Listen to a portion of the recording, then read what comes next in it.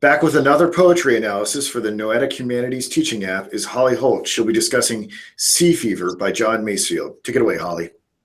All right. The way I'm going to start off my analysis is I'm going to read it first and then analyze. Of course, the name of the poem is Sea Fever, and it's by John Masefield. He wrote this one in 1916, along with several other poems, and he actually published them. And the way this poem goes is like this. I must go down to the seas again, to the lonely sea and the sky, and all I ask is a tall ship and a star to steer her by. And the wheels kick and the wind's song and the white sails shaking, and a gray mist on the sea's face and a gray dawn breaking. I must go down to the seas again, where the call of the running tide is a wild call and a clear call that may not be denied. And all I ask is a windy day with the white clouds flying, and the flung spray and the blown spume and the seagulls crying. I must go down to the seas again, to the vagrant gypsy life, to the gull's way and the whale's way, where the wind's like a whetted knife. And all I ask is a merry yarn from a laughing fellow rover, and quiet sleep and a sweet dream with the long trick's over. With this poem, John Masefield, like I said, he wrote this in 1916, and for a while he was actually one who enjoyed going onto the sea. There's this point where he actually joined the vagrant life that he talks about. By actually, whenever he was visiting New York, he deserted the ship, and he lived a few months just walking around doing pretty much basic living, and he was actually one of England's most well-known poets, because especially for like this poem right here. But one of the themes I actually want to explore with this one is life itself. Because if we look at the way that this is structured, you'll see like it compares to all sorts of aspects of life. And the reason I say that is, we all have our passions. And one of our passions is always one that feels to us to be the most strongest. And like say, for instance, mine is writing, and I'm always pulled, sort of like John Masefield is, to the sea by wanting to write, even when I don't have time to write, which is rather hard to actually to do, because like whenever I'm supposed to be doing something else, I'm supposed to be studying for an exam, I suddenly have this call in me to want to write a poem.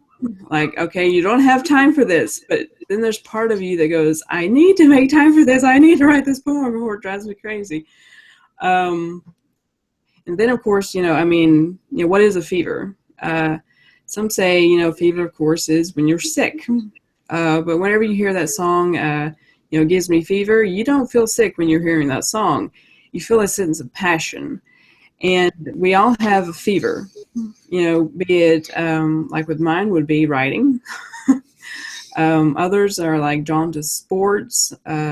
Some are drawn to like any aspect really of creativity can actually be seen as a fever.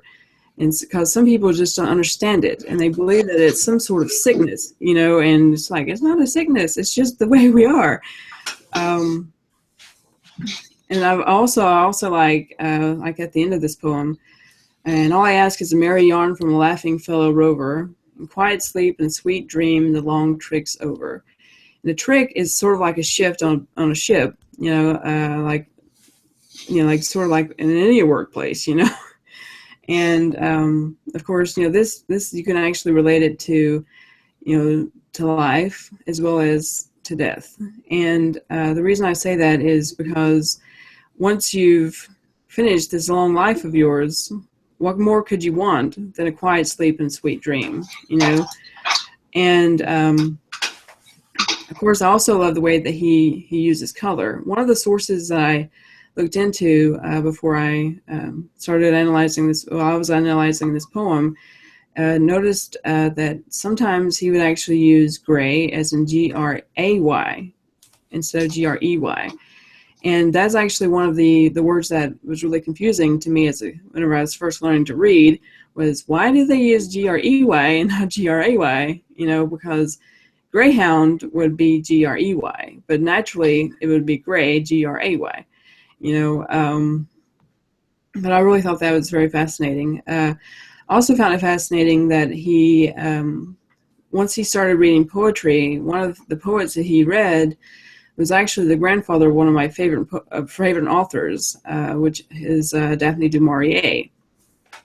And I was like, well, I didn't even know her grandfather wrote, but I guess it does run in the family sometimes. And there's also some very fascinating stuff that I read about this, is that this poem has actually been turned into a song several different times. And until today, I didn't know that this poem had actually been quoted by Gene Wilder in Willy Wonka. And I was just like, that is so cool. As I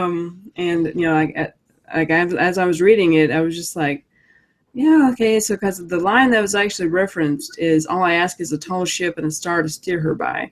And so that's actually one of my favorite lines in this, but some reason I don't remember Willy Wonka saying this, but now I'm going to have to watch the movie again. It's time for a Gene Wilder marathon anyway. Of course, that could be any day of the week. But again, like I was saying, this poem really does relate really well to life. One of the sources I read was actually talking about the form of it. For the most part, it stays to one form. But if you really consider the way that life is, you can want to stay to one form all you want to.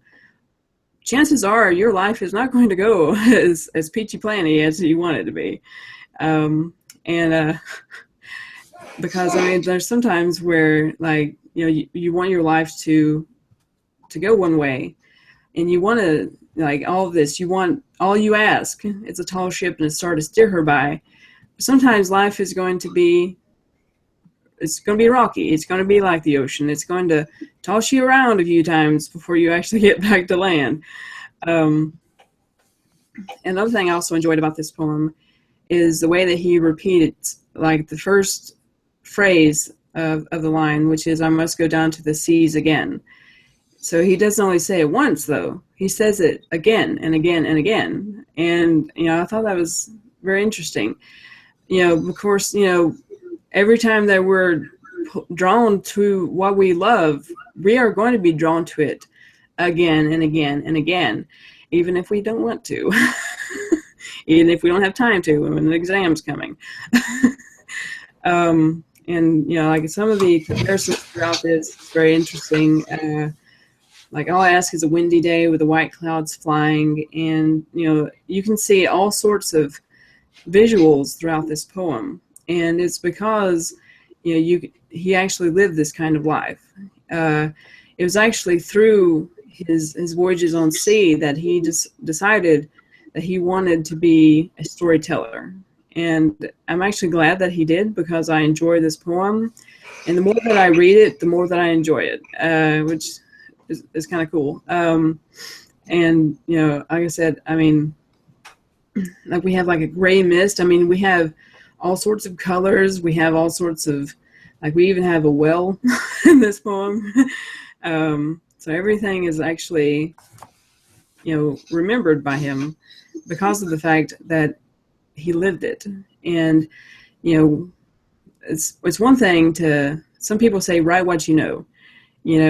Some actually, like, don't like to follow that rule at all. And you can tell, though, that he actually followed through this life the way that he wanted to. And it says, I must go down to the seas again, to the vagrant gypsy life, because that's the life that he enjoyed living, because he was pulled to it, just like we're pulled to to follow our passions, to follow our destinies. And sometimes people will definitely think that you're crazy. Because if you have like this, this part of you that's so pulled to wanting to do something, there's not going to be anything that will keep you from it. And the more that you are told to stay away from it, the more that you're going to be pulled towards it, because it's your passion. You will be drawn to it again and again and again. And like I said, that's one of the reasons I really love this poem, is because I can relate to it, not in a sea sense, but in a sense of I have my fever and I like to follow it, even if it's sort of crazy, to wanting to write a poem whenever you're supposed to be studying for an exam. But again, I really love this poem. Well, I think it was an excellent analysis, Holly. I don't know if you have offhand, do you have any of those internet sources that you were drawing from, or maybe we'll include it in the link below if you don't know them off the top of your head. I just thought it might be interesting for individuals if they want to explore them further. Yeah, I mean, I don't have it right off the top of my head, but I can send them to you. Yeah, all right. Yeah, maybe I'll do a little bibliography for this, and I'll put it there on the end so people can hear it and they can go deeper. But yeah, excellent lesson there, Holly. I very much appreciate your time. And we'll do this again next week, hopefully. All right, thank you. All right, take care. Bye.